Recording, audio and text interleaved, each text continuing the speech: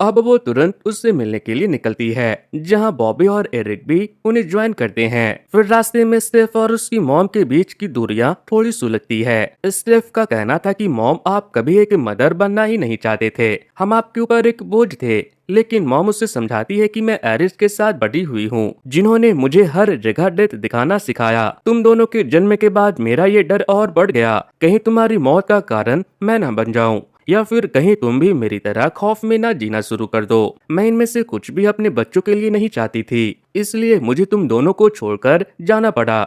अब सब जेबी से मिलते हैं, जो देखते ही कहता है कि स्टेफ, मैं तुम्हारा ही इंतजार कर रहा था, तो बताओ अब तुम में से किसकी मौत का नंबर है। और हाँ, तुम्हारी ग्रैंडमा एरिस एक कमाल की लेडी थी, जिन्होंने मेरी जान बचाई थी। यानी वो सिंगर का ही बेटा जेबी था, और इतने सालों में वो सिर्फ खुद को ही नहीं, मुझे भी बचा रही थी। मुझे ढूंढकर उन्होंने मुझे सब बताया, समझाया, और इसके बदले मैं उनकी हेल्थ का ध्यान रखता था। फिर स्टेफ उससे पूछती है कि डेथ से बचने का क्या तरीका है, तो जेबी बताता है कि इसके सिर्फ दो ही तरीके हैं। पहला, या तो तुम अपनी जगह किसी और को मार दो और उस इंसान की बची जिंदगी तुम्हारे नाम हो जाएगी, या फिर दूसरा, खुद मर जाओ, तभी ये चेन ब्रेक हो सकता है। सालों पहले एक औरत भी ऐसे सिचुएशन में थी और वो मर गई थी, लेकिन डॉक्टरों के कमाल से कुछ देर बाद वो दोबारा जिंदा हो गई, जिससे ये साइकिल वहीं ब्रेक हो गया। लेकिन ये करना बहुत ही मुश्किल है, इसलिए मैं तुम्हारी मदद नहीं कर सकता। तुम लोगों के मरने के बाद मेरा नंबर भी आ जाएगा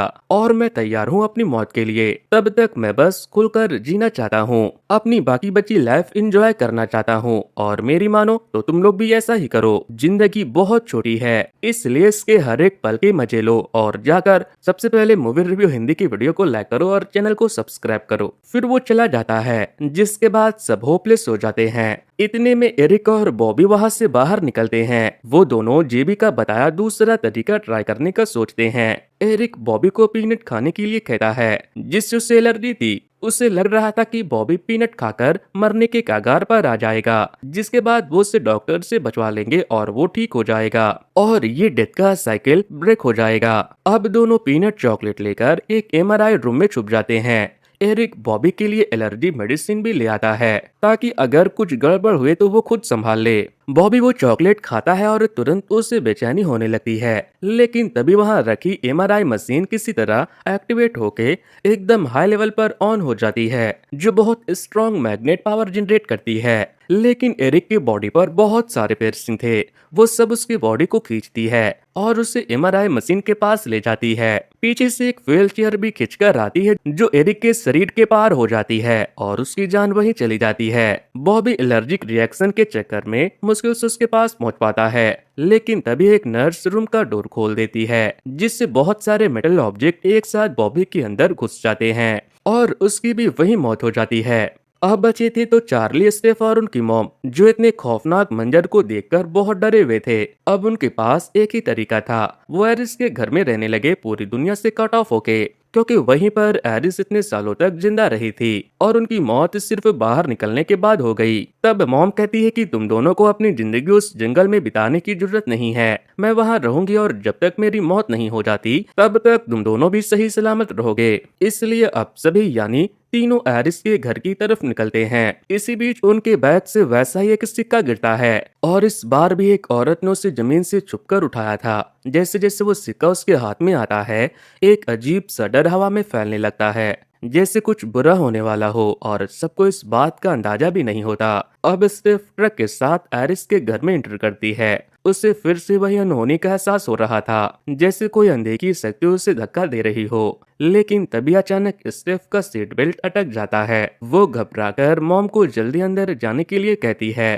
ताकि कम से कम वो सेफ रहे। लेकिन जैसे ही मॉम अंदर दौड़ती है, उसके ठीक पहले घर में भारी आग लग जाती है और एक जोर का धमाका होता है। धमाका इतना तेज था कि पूरा घर एक सेकंड में आग के समंदर में बदल जाता है और उसके झटके ट्रक को भी हिला देता है, जिससे स्टेफ का ट्रक सीधा नदी में गिर जाता है। पानी का शोर, आग की गर्मी और धुआं सब एक साथ मिलकर भयानक मंजर बना देता है। इधर ब्लास्ट के चलते हुए टुकड़ों के बीच मॉम और चार्ली मलबे में फंस जाते हैं। मॉम अपनी सारी ताकत जोड़कर चार्ली को खींचकर बाहर निकालती है और एक पल के लिए लगता है कि वो बच गए, लेकिन तभी एक बड़ा लोहे का खंभा सीधा मॉम पर गिरता है। चार्ली चीखता है लेकिन मॉम वहीं खत्म हो जाती है। एक और दर्दनाक मौत, एक और दिल छेड़ देने वाली सैक्रिफाइस। फिर चार्ली अपने आंसू रोककर तुरंत नदी में कूदता है और स्टेफ को बाहर खींचता है। स्टेफ की आंखें बंद थी, उसके सांस रुक चुके थे।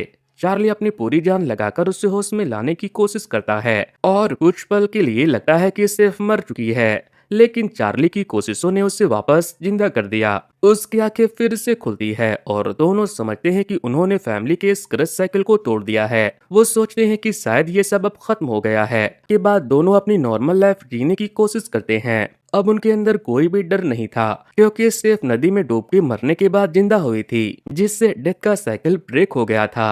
अब चार्ली अपने प्रॉम के लिए तैयारी कर रहा था और सिर्फ उसकी मदद कर रही थी। थोड़ी देर के लिए सब नॉर्मल लगता है, जैसे मौत का साया अब उनके पास नहीं है, लेकिन उसी वक्त स्टेफ के हाथ में कट लग जाता है और उसके जख्म से वैसे ही खून बहने लगता है जैसा कहानी के शुरुआत में एरिस के हाथ से बह रहा था। उस खून के ड्रिप होते ही स्टेफ का दिल जोर से धड़कने लगता है और उसके मन में वही बेचैनी वापस आ जाती है। हवा ठंडी पड़ गई और खामोशी में एक अजीब सा डर वापस लौट आया और तभी कैमरा हमें एक कोने में खड़ी उस औरत को दिखाता है जिसने वो सिक्का उठाया था। उसके हाथ से वो सिक्का फिसल कर गिरता है और धीरे धीरे लुढ़क कर सीधा एक तेज भागती ट्रेन के पटरी पर आकर गिरता है। सिक्का चमकता है जैसे मौत की मुहर लग गई हो। स्टेफ और चार्ली एक दूसरे को देखकर समझ जाते हैं कि शायद ये सब खत्म नहीं हुआ। वहीं पर स्टेफ और चार्ली को पता चलता है कि उस रात जब स्टेफ पानी में डूबी थी तो वो असल में कुछ सेकंड के लिए मर चुकी थी, लेकिन चार्ली ने तुरंत उसे होश में ला दिया था और इसलिए उसका हार्ट रुककर भी चल पड़ा।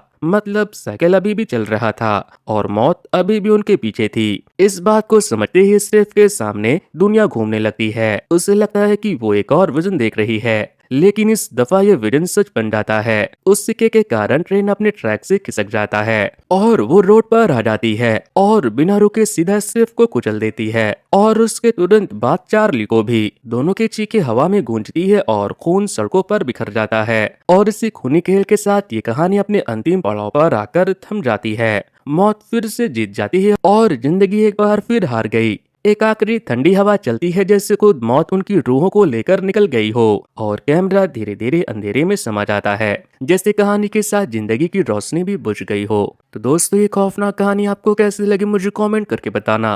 अगर आपको ऐसे ही और स्टोरी सुनना पसंद है तो मुझे वो भी कमेंट में बताओ। वैसे दोस्तों, कुछ दिन पहले मैंने कैसे मूवी के स्टोरी को एक्सप्लेन किया था। अगर आप लोगों ने उससे नहीं देखा है तो इन स्क्रीन पर दिए जा रहे लिंक पर क्लिक करके उसे देख लेना। सो गाइस, आज की वीडियो में इतना ही। Thanks to, good bye.